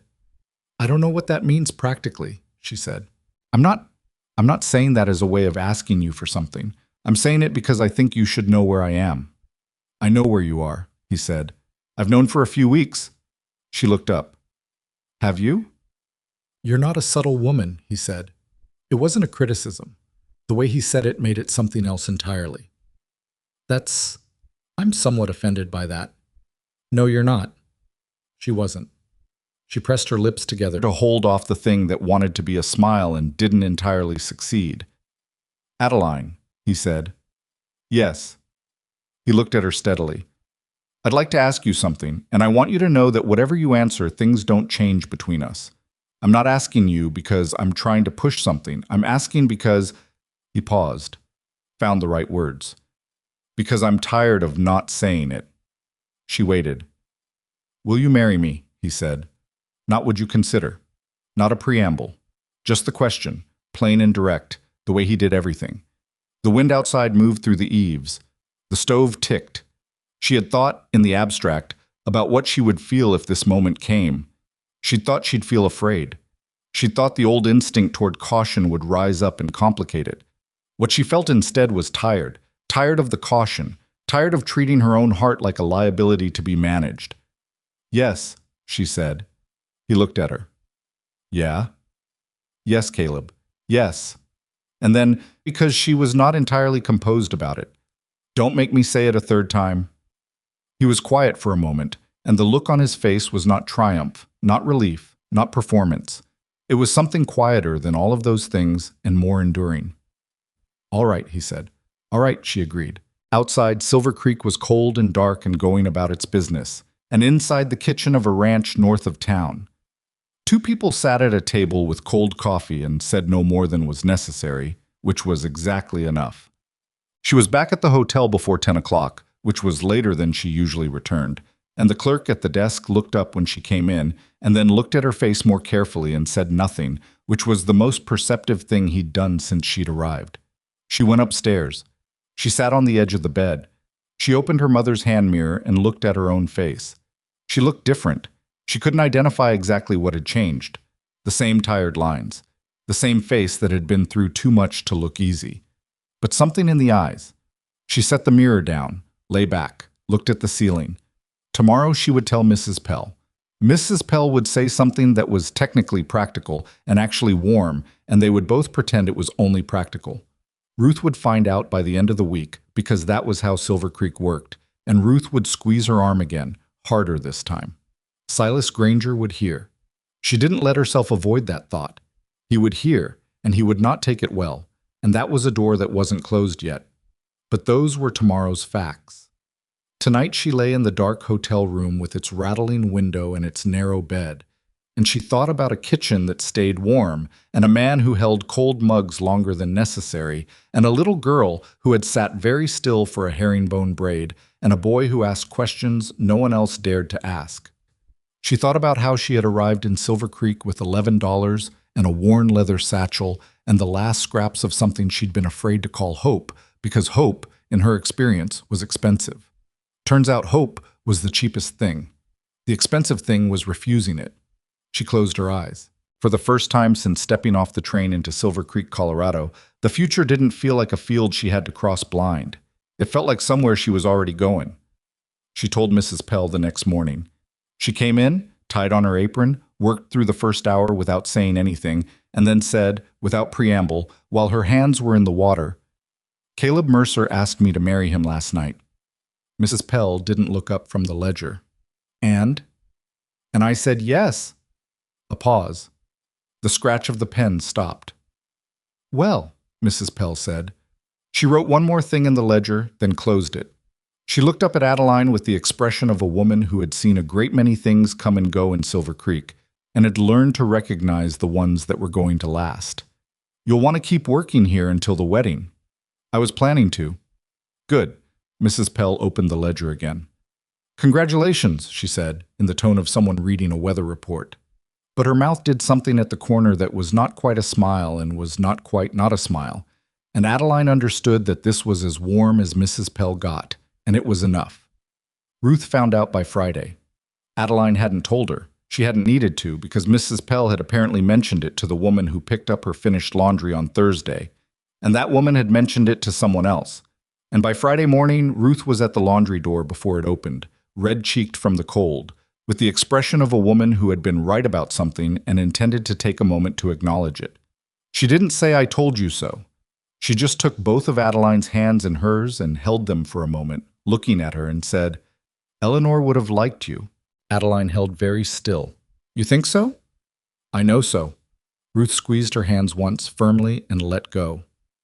She had no patience for women who made themselves small to fit what other people needed. She would have seen you on that street the first week and decided you were worth knowing. She paused. Same way Elias did. Adeline thought about a 9-year-old boy asking her why she looked lonely on a Silver Creek street, and the particular grace of that, and said, "He's something, that kid." "He's Eleanor's kid," Ruth said simply. "Same heart." She left after that, moving quickly back into the cold the way she always did, and Adeline stood in the laundry door for a moment watching her go and feeling the weight of a town that was, slowly, imperfectly, in the way that real places do, beginning to make room for her. Silas Granger heard by Saturday. She knew he'd heard because she saw him on Main Street at noon and he looked through her. Not rudely, not with the obvious drama of a man performing his displeasure, but with the precise, practiced blankness of a man who had decided someone no longer existed in a way he was required to acknowledge. He walked past her without slowing, without the flicker of his eyes that usually tracked anyone in his peripheral range, and the message was clear and deliberate. She was no longer worth his attention. She had expected to feel something about this. Relief, maybe, or residual anxiety about what he might still do. What she actually felt was very little. He was a man who had wanted to acquire something and had not acquired it, and had moved on to the next item on the list. And that was simply who he was. The part that stayed with her was Ruth's word, quiet. Margaret Granger had become very quiet by the end. Adeline thought about that sometimes, not with fear anymore, but with a kind of solemn gratitude for the women in her life, living and gone, who had told her the truth when they didn't have to. Her mother had been one of those women. Ruth was another. Even Mrs. Pell, in her sideways, grudging way. You found your people in the strangest places. You found them by paying attention. The only real trouble with Silas Granger came 2 weeks before the wedding, and it came not from Silas directly, but from the bank in Denver. Caleb told her on a Wednesday evening, sitting at the kitchen table after the children were in bed, with the particular stillness of a man delivering news he'd been carrying alone for longer than he should have. "The bank's calling the note early," he said. "Douglas Hale has shares in it. Minor shares, but—" He stopped, set his hands flat on the table. "The timing's not coincidental." She looked at him. "How much time do we have?" 60 days, he said. "Technically, unless we can make a substantial payment." "How substantial?" He told her the number. It was not a small number. She sat with it for a moment, not performing calm. She wasn't calm. Her stomach had dropped when he said it, but working it through the way she worked through things, systematically and without the luxury of panic. "What do we have?" she asked. This season was decent. Not good, but decent. He listed what he had: cattle, land value, equipment. She listened carefully, the way she'd learned to listen to things that mattered, without interrupting. When he was done, she said, "And what I have from working at the laundry, I've been putting most of it away." He looked at her. "Adeline, don't," she said. "Don't make a thing about it. We're about to be married. What I have is what we have." She met his eyes. "That's how this works." He was quiet for a moment. His jaw moved once. "It's not enough," he said. "Even combined, we're still short." She thought, "Is there anything on the ranch that can be liquidated without hurting the operation?" "The north pasture," he said slowly. "I've been holding it. Figured I'd expand the herd in another 2 years. But Tom Aldridge has been wanting that land for a decade." "Talk to Tom Aldridge," she said. "Selling that pasture gets us through this," she said. "The herd expansion can happen later. Later is better than losing everything now."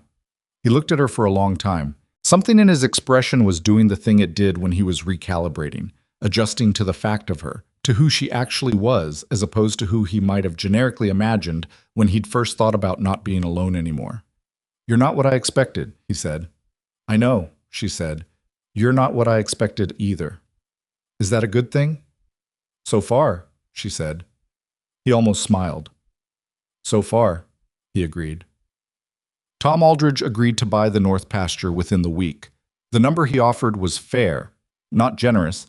Tom Aldridge was not a generous man in business, but fair.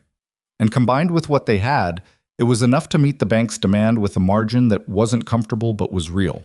Caleb made the payment in person, in Denver, on a Thursday, and came back on Friday evening looking like a man who had put down something extremely heavy and hadn't yet adjusted to the feeling of his own hands being empty.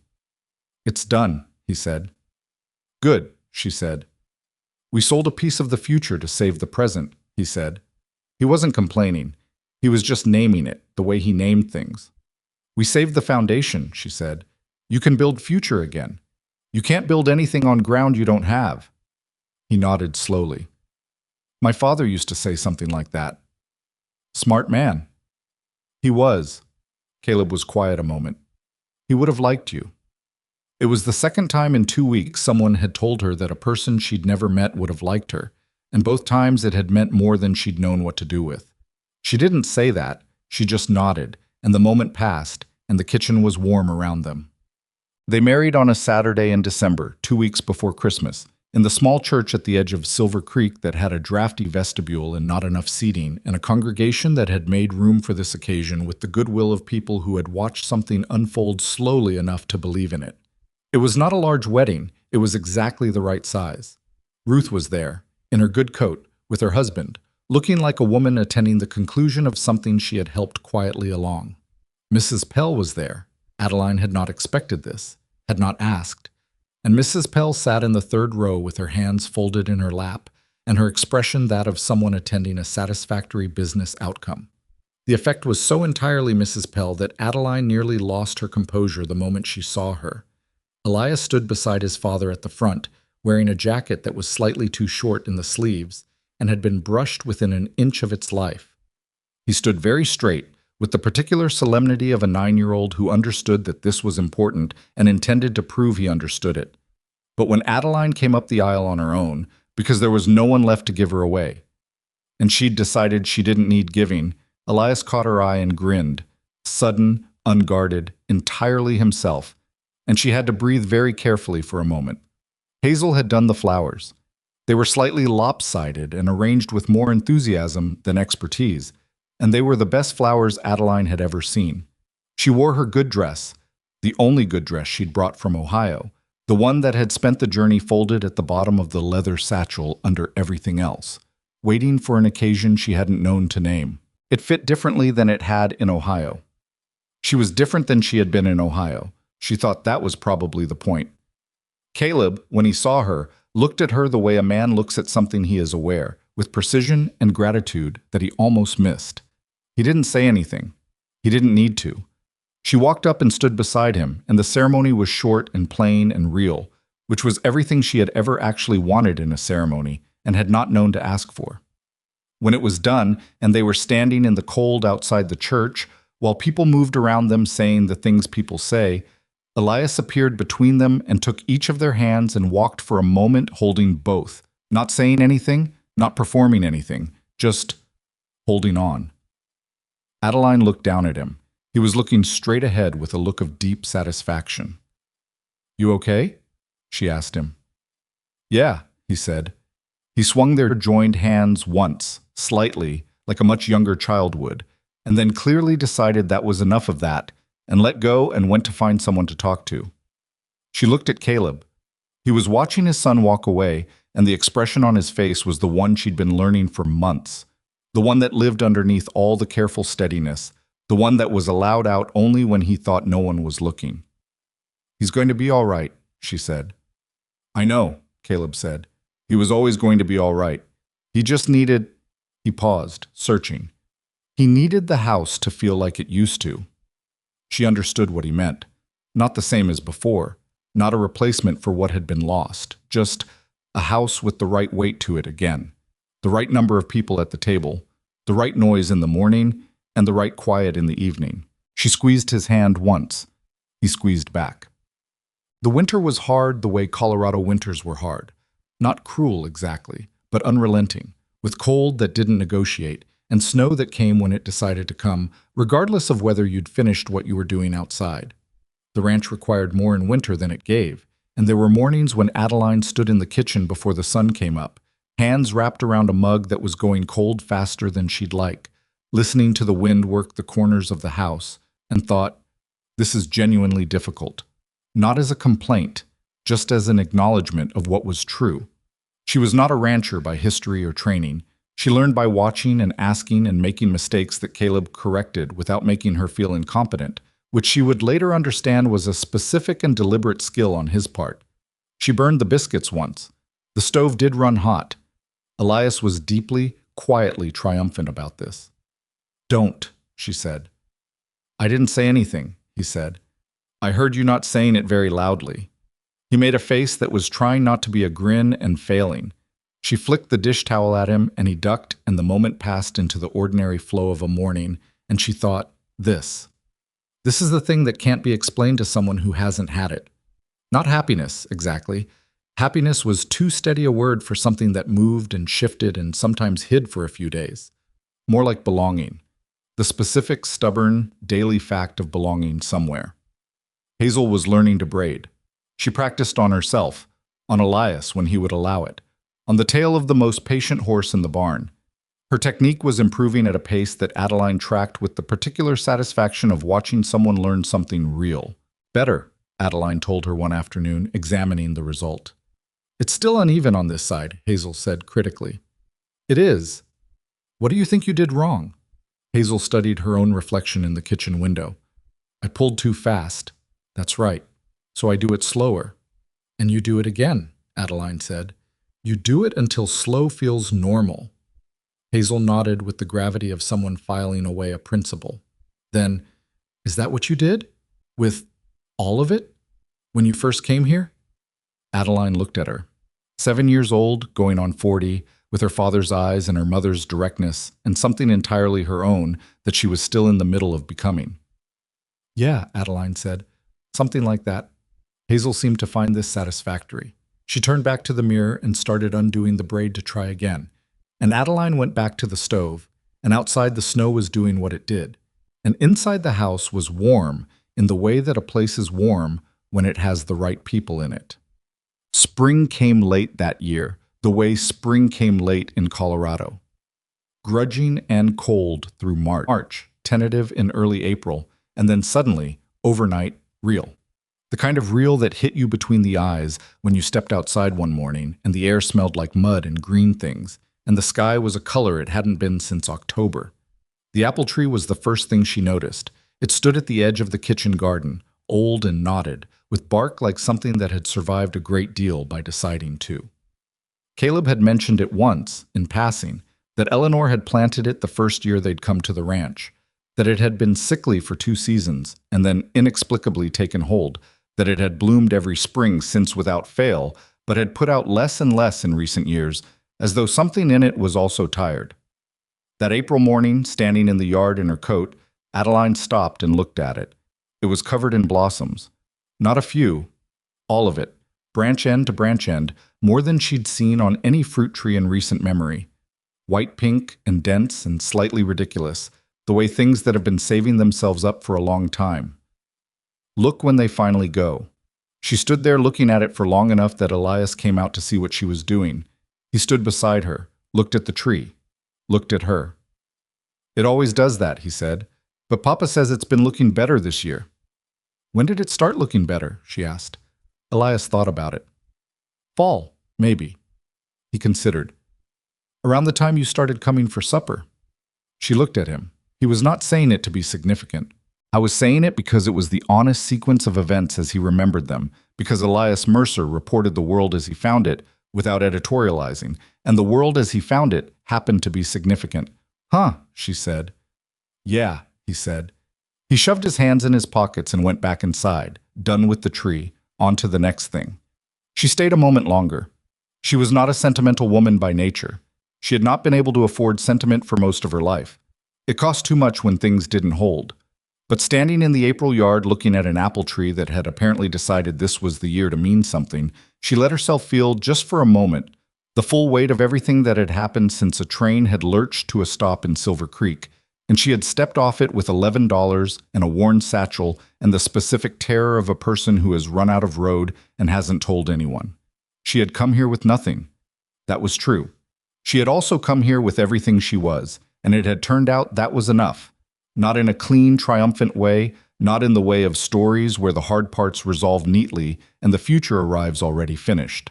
In the way of actual things, difficult and uneven and requiring daily maintenance and sometimes burning the biscuits and sometimes holding on to cold mugs because warmth was worth extending, and sometimes saying yes when every instinct shaped by loss told you to say not yet.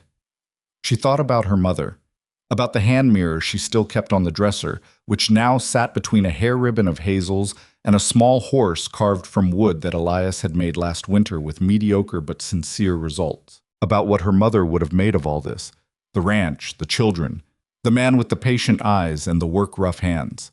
She thought her mother would have said, "You took long enough," and she would have been right. Caleb found her still standing in the yard when he came out 20 minutes later. "Elias said you were looking at the tree," he said. "I was." He stood beside her and looked at it too. His shoulder was close to hers but not quite touching, the way he stood near her now. Present, available, not requiring anything. "Good year for it," he said. "Apparently." He was quiet. Then, "You all right?" She turned to look at him. I was watching the tree with his profile to her, the morning light on the side of his face, that familiar tiredness in the lines of him that wasn't complaint, had never been complaint, was just the honest record of a life that asked a lot and had gotten a lot back in ways that weren't always visible. "I'm all right," she said. "I'm more than all right." He glanced at her then, and she was looking at him, so she saw it. That thing in his eyes that had no single name, that combination of gratitude and steadiness, and something that was simply, plainly, her. The specific look of a man who has been given something he didn't dare ask for and has not gotten over the fact of it. She didn't think he would get over it. She didn't think she wanted him to. "Come in," he said. "Hazel made breakfast." "Hazel made breakfast," she repeated. She was very specific about it. She said, "You're always making breakfast, and she's going to do it today." "Should we be concerned?" "Probably," he said. "Come in anyway." She took one last look at the apple tree, at the weight of blossoms on every branch, impractical and excessive and entirely without apology. Then she turned and walked inside. The kitchen was smoky from the stove being opened too many times, and Hazel was standing at it with the expression of someone managing a complicated situation with imperfect tools. Elias was at the table with his chin in his hand, watching his sister with the detached interest of someone who had decided this was her project, and he was going to observe rather than help. "It's almost ready," Hazel said, without turning around. "It smells good," Adeline said. This was partially true. It smelled like eggs and something slightly scorched. "I burned the edges of the bread," Hazel said. "But just the edges. The middle is fine." "The middle is the important part," Adeline said. Hazel looked over her shoulder with an expression of enormous relief, as though this was the exact right thing to say. "That's what I thought." Caleb poured coffee, 2 mugs, handed her one without asking, and they stood on the kitchen side of the table while Hazel finished, and Elias offered a running commentary that Hazel ignored with practiced efficiency. Adeline held her mug and let the warmth work into her palms.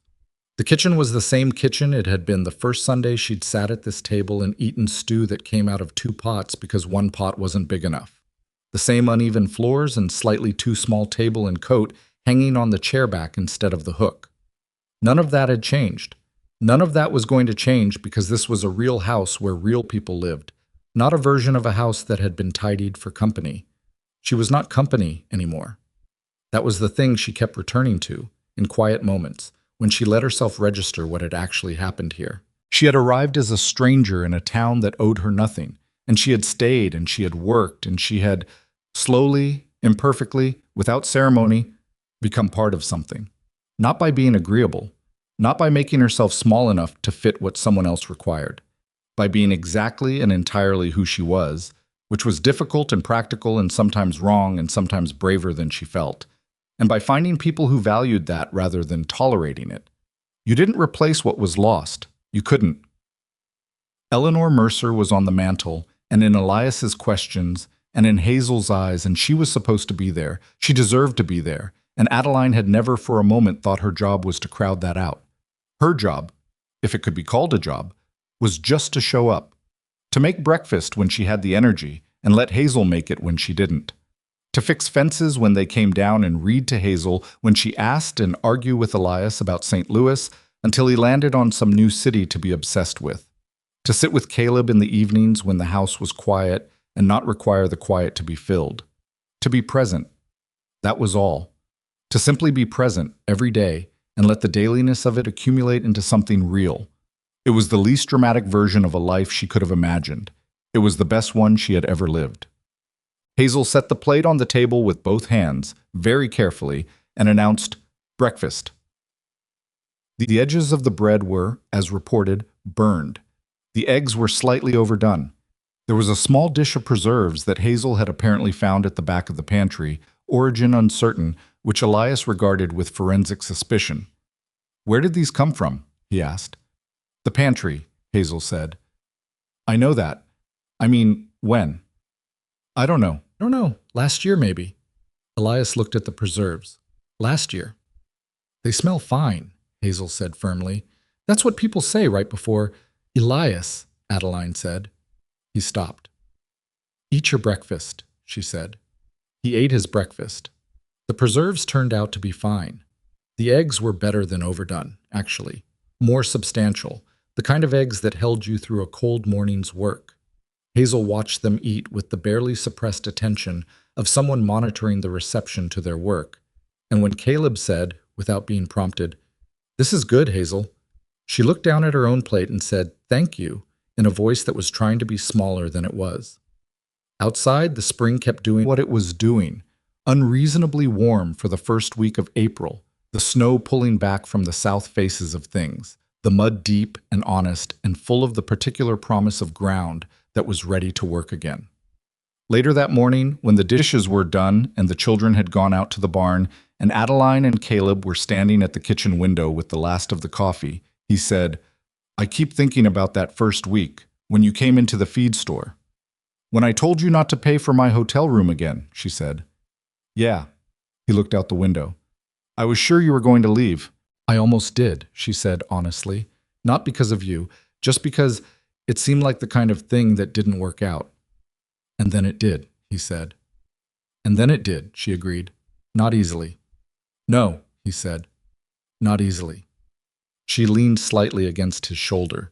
He was solid in the way of something that had been tested and had held. Through the window she could see the apple tree at the edge of the garden, white with blossoms, doing its excessive, faithful thing. She had arrived in Silver Creek with nothing. She had been wrong about that. She had brought everything with her, every hard year, every closed door, every moment of deciding to get up and try again anyway. She had brought her mother's mirror and her father's stubbornness and her own particular brand of terrified courage, and she had laid it all down in this cold Colorado town, and it had turned out to be exactly what was needed. Not because the story was easy, because she hadn't let the hard parts be the last word. That was the thing, she thought. That was the whole thing. If you could reduce it to anything, the hard parts were never the last word. They were just the parts you had to get through to reach the parts that mattered. You kept going. You turned around when you should have. You asked the question no one else was asking. And sometimes, not always, not guaranteed, not without cost, that was enough.